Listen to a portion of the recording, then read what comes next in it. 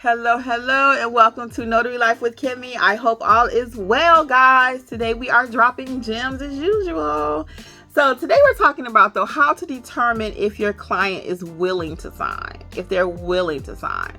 And this article is coming straight up from the NNA. I'm just going to put my spin on it. But this whole conversation is coming about because there's a lot of people out there now saying that they're being coerced or made to sign documents that they don't want to sign. And it's like, well, how is that happening? You know, what role does a notary have? And the notary gets a lot of slack. Everything comes back to the notary. If something goes wrong, everything goes back to the notary. So I want to give you some tips, though, on how to determine if the person is actually willing to sign. Okay. So first, you want to just kind of observe the surroundings. Does the family seem like they're pushing the person? Does the client look uncomfortable? Because they'll give you that look sometimes. Do it seem like they're reluctant to sign it? They're looking like, And they'll tell you sometimes. I've been in situations, especially power of attorneys, and the parent is like, why I got to do this again? And when you hear the parent or you hear a signer saying things like that, red flag, alert. Now, it doesn't always mean fraud. It does not, because when my dad was going through a situation in a nursing home and I knew he needed to sign that, my mama knew he needed to sign that, and fortunately we had a great notary because my dad was like, what is this? But he wasn't even completely there. So just because the parent or the signer gives a little pushback, it does not automatically mean fraud. Okay, that does not mean shut your book, go home, close up, everything, that's it. No, we got to dig a little bit deeper, okay? So it may mean that you speak privately with the signer. I would ask everyone, if you feel that uncomfortable, speak to the signer alone. I'm sorry, guys, do you mind stepping off for just a moment? I want to confirm with Mr. Smith a few things. And if everybody's like, well, what you got to confirm? What you got, if everybody going crazy, now again, red flag. It should be no problem with me speaking with Mr. Smith, okay? And again, with Mr. Smith, I'm not getting all in his business because it's really not for me to determine what's in his document. But I do want to confirm, Mr. Smith, you are aware that you're signing a power of attorney today and you're giving, your daughter is going to be your representative, correct? Something to that effect. Ask direct questions and do not be afraid. Do not be afraid. That sounds something like this. Mr. Smith, are you signing this document of your own free will? And don't let the family speak for him. If you start feeling all these tingly things going up on the back of your neck, no. Hey, Notary fam, it's Kimmi. I am here to let you know, just in case you have not heard about the Notary Business Coaching Success Program. We meet weekly. We talk about your notarial duties, how to do an acknowledgement, how to do a jurat, how to administer an oath, everything you've been asking for. And guess what else is included? Unlimited access to all of my trainings that will also include ink fingerprinting, trust/estate documents, learn how to properly execute a trust. Don't forget, we also have the private community, like-minded notaries who have been trained by me. Check out my book that I've written for each state, How to Start Your Notary Business in Alabama, California. You get the point. Wherever you're located, there's a book for your state. Well, hopefully I'll see you soon over in training. Notary Educators, LLC. We got you covered. Bye. No, Mr. Smith needs to answer the question. Mr. Smith, are you aware that you're signing a power of attorney? And he'll say, oh, yeah, I got to go into this nursing home, or they got to get a procedure done, or it'll be something that he probably can add. Now, all people are not able to speak in these situations, so you got to read the body language. You got to read a lot of stuff. You should be able to communicate with your client, but at times, quite frankly, they may not be able to. So you do have to learn to read body language. We're not doctors and all that, but you got to read the whole situation, read the whole room, read the whole everything, okay? It's a lot of work they put on us as notaries, right? It's a serious responsibility. Make good eye contact. Eye contact. You can learn a lot from a person from their eyes. My dad used to look in your eyes like this.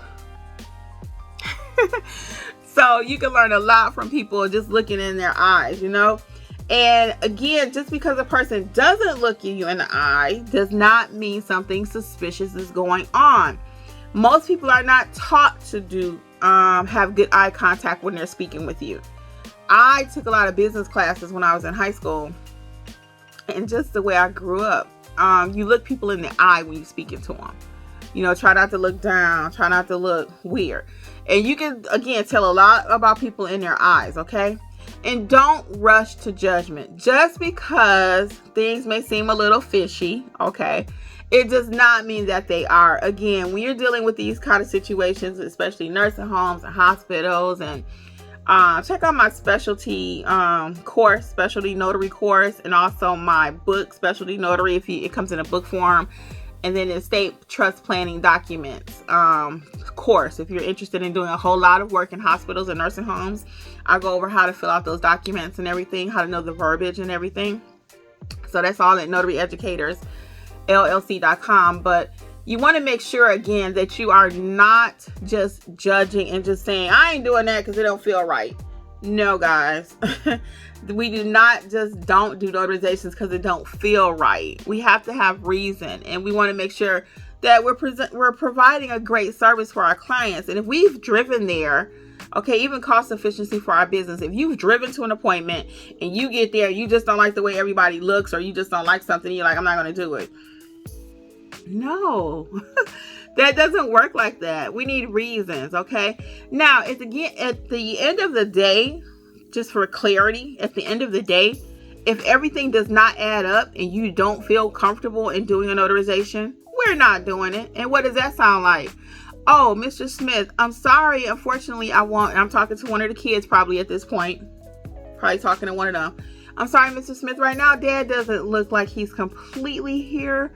Dad seems a little medicated, or maybe after Dad rests up some, he seems rather irritated. Whatever the situation is, because I can't cover every single one of them here. But whatever the situation is going on, tone in your voice. Make sure they feel that you care. I'll be more than happy to come back. There will not be an additional trip charge. Or maybe there will be, depending on how far it is. I don't know. But just show compassion. And again, if at the end of the day you just don't feel comfortable, don't stamp that paper. We are not stamping by any means necessary, okay? We are not. If you don't feel comfortable, and that's how you stop fraud. And that might mean you don't do it, but they call another notary. And that's just facts. It happens sometimes. I've had situations, and I talk about this one. If you've been watching me any length of time, I had one where it was a minor, and they wanted the minor to say that he wanted to live with Dad and the girlfriend. And Mom wasn't nowhere at the signing. I just didn't feel comfortable with that. The child was 11. Could I have did it? Yeah.